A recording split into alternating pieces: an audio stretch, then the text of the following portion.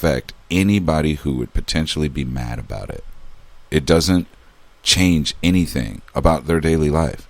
If you walked in here in a week and sat the fuck down and said, you know what, I feel as if I identify as a woman. My name is now Andrea. It might very well become in the next intro. I don't know yet.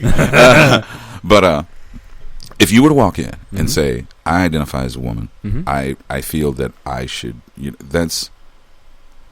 I'm not going to lie and say that doesn't change my perception of you. That's an insulting statement. Fuck yes, it's going to. And that's for one thing. I'll probably start looking at your tits. But it doesn't.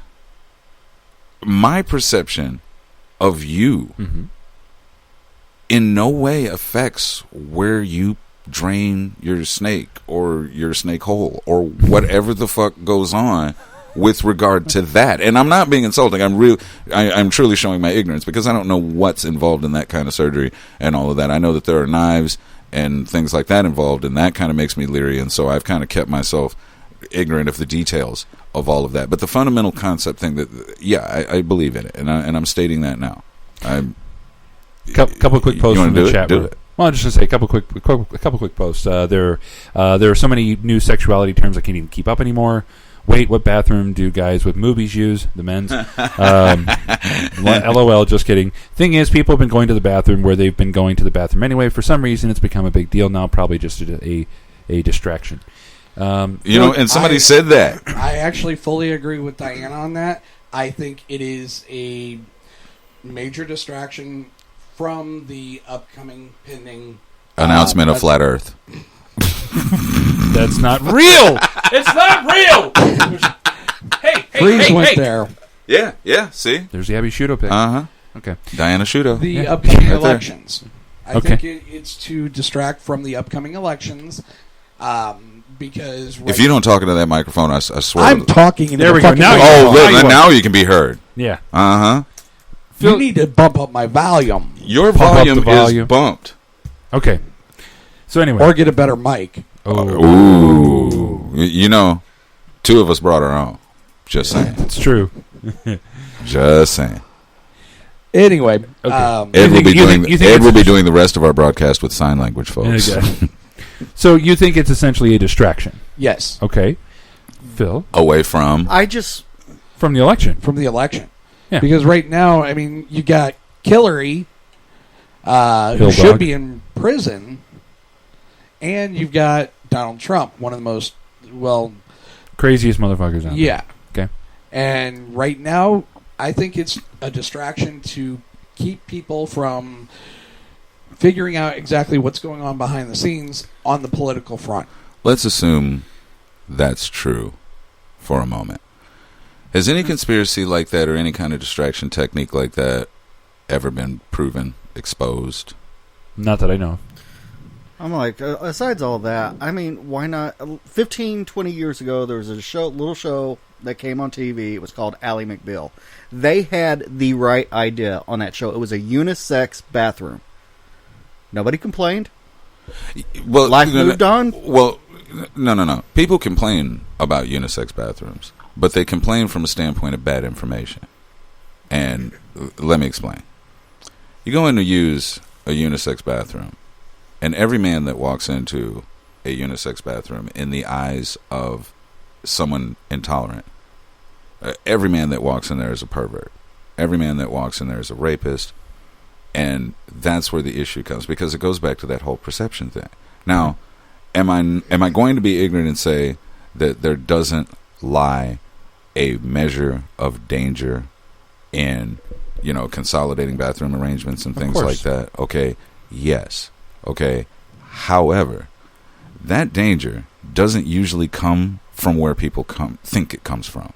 Okay, for example, I've seen the argument back and forth that if trans people get to use bathroom, they're going to offend on our kids and woo. And okay, that's a legitimate fear. Nobody wants their kids harmed. Right. But for real, like straight male sex offenders who have been using men's bathrooms and straight female sex offenders who have been using female bathrooms have been around a lot longer than this issue. And it's sad to say, but people have been getting hurt and assaulted and things like that in bathrooms before this became an issue. Sure. Okay. Even after we divided bathrooms, even when bathrooms were divided not just by gender but by race, there were still issues in bathrooms. That's a fundamental safety issue. That's not a we can just crush this part of society and evolution issue and this will fix this problem. That's no.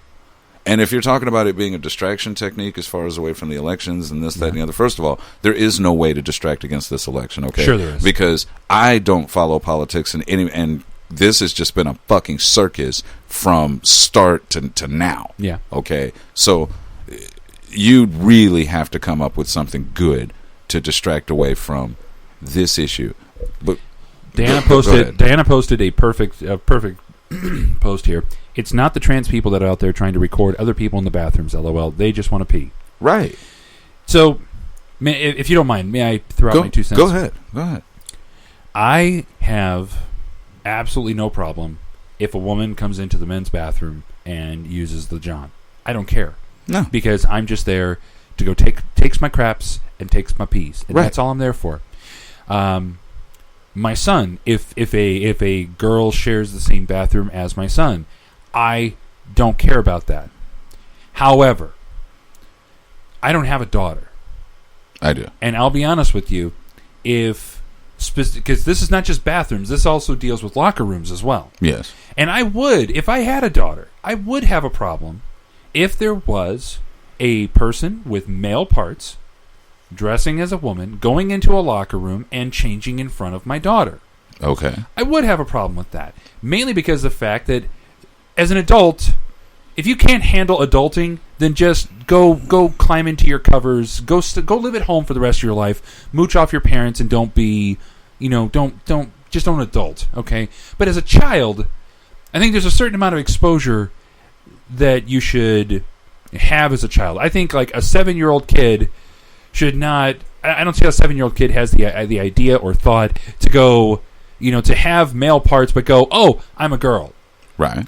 Now, again, I don't know that many transgender people. I don't. And so I am speaking from an area of ignorance, and I completely understand if anything I'm saying may be offensive to you. I'm coming at it from a point of the fact that I know legitimately one transgender person, and I may know an additional 2 or 3. Okay? Gotcha. And they're all great people, and I hold no ill will towards any of them. Right. Why the double standard? Are your sons not as important or at risk from strange adults as your daughters?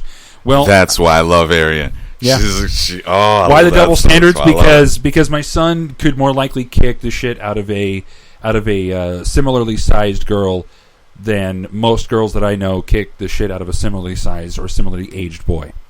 So yes, it is a double standard, and I am coming from a white male, point of view that men are typically stronger than women and have the ability to defend themselves more often than the average man can defend himself better more often than the average woman. I don't want to say more often. I want to say that the thinking of that it comes from the fact that one. Mm-hmm. First of all, you got some strong women out there. Oh, sure. I mean, and I don't mean just physically strong. I mean, women that are just strong. Right. Okay. And they are just as apt, if not more apt, to defend themselves than a man. But the problem being is, with the saturation of media that basically has watered down girls, in my opinion, it has watered them down from the true strong women that founded the country and kept it going to, from that point to this one. Okay. So, that's here it goes. Oh shit. Is that offer up for everybody? No, wait. So, I don't think that it is that boys are more able to defend themselves or that they have the chance to defend themselves more often, but simply because maybe girls at that age aren't taught that they can defend themselves, that being a girl does not limit them. It's all rainbows and unicorns and right and brush hair. There is no reason to do the whole damsel in distress thing. Right. If you use your brain and the tools that you've got, you got this. Right. So I think that's that's where I like to make that distinction. And we've gone completely off topic. No. With 4 minutes left. Yeah, that's true. You know what? Maybe we go just a few minutes over. Yeah. Because I think this is an important topic. It is. It is a very important topic. If we can spare a couple extra minutes, I'd like to go just a little bit longer. I just need to find a cigarette. And I'm going. I'm going to run out to my truck. So again, for me, I'm just. Oh, I'll never be able to do that again. It's because that was a 3-tap catch. You caught that because Yeah. You're black. So you're welcome. So thank you, Ed. So here's the thing. Look, just a quick synopsis of what's going on. So on March 23rd, North Carolina Governor Pat McCrory signed into law the Public Facilities Privacy and Security Act. Funnily that they have public and privacy. A bathroom bill that applies to all North County state schools. The bill also overturned an anti-LGBT discrimination ordinance that had been passed by Charlotte, North Carolina. It also prevents cities from raising their minimum wages higher than that of the state. Whatever. So the law essentially states that individuals may only use restrooms and changing facilities that correspond to the sex on their birth certificates. Specifically to their birth certificates. So, now, I don't know what the cost is, but as I understand it from the one transgender friend that I know for sure that either has or is going through the change, it's fucking expensive. Oh, yeah. That if you are a man and you want to become a woman, or if you are a woman and want to become a man, it is very expensive because you have legal issues. You've got the surgery itself. You've got, changing all your documentation, getting a name change, and everything. I mean, we're talking like tens of thousands of dollars. We're talking a huge chunk of change here. Oh, yeah. I'm imagining that if it's expensive to go from Tim to Harry, it's probably expensive to go from Tim to Tiffany. Very true. Yes. So, I guess, and also, by the way, big ups to Target, who also made the decision to allow people to use the bathroom of their affirmed gender. That's nice. Again, taking a step back, though. They're not using credit card swipers at the doors, though, are they? No, they are not. Okay. Again, taking a step back as a parent, though. Again, when I was doing the comparison of boys with boys and boys with girls and girls with boys, I was talking about kids and kids. Yeah. I do have a little bit of a concern as a parent, out of irrational fear, if you want to call it that. Well, first of all, as a parent, there is no irrational fear. Well, no, all parent fear is irrational. No. All parent fear is very, very real. It is just scaled. There are certain things that you should be more fearful of, not because they are worse, but because they are more likely to happen. Right. I am scared that my children will be bullied between the bus stop and my house. This is a likely occurrence because of the place I live in and who my children are. Okay? I'm worried about that. A giant dinosaur foot crushing my children, I'm fearful of. I'm still afraid. Okay? Okay. But it doesn't rank as high as that bullying thing. Fair enough. It's all about statistical likelihood. Okay. But that being said, anything that makes that list, whether you imagine it or whether it's just something you think it is a very rational fear. If it makes the list, it's rational. It has to be, if you're a parent. Okay. Mm-hmm. So I would have a bit of a problem if there were adult females using the same bathroom as my son, or if I had a daughter, if there was an adult male using the same bathroom as my young daughter, because of the possibility of the worst. Granted, some people think murder is the worst. I think child molestation is the worst thing that can happen to a human being. I think it's worse than murder. I think it's worse than just about anything out there because it literally sucks the youth, the vitality, the joy from children.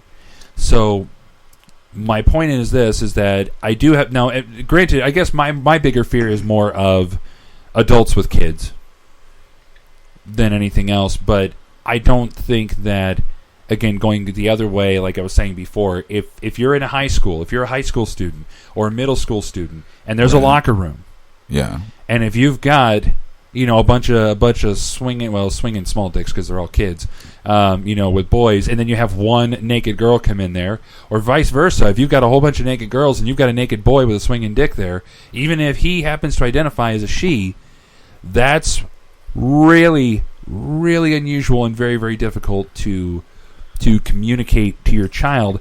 And I think that there's a certain amount. I think there has to be a certain amount of age and maturity that your child should be at before you have to go through and explain these things. That is a perfectly valid point. Not only that, but also, if you think about it, using using the example of a female going into a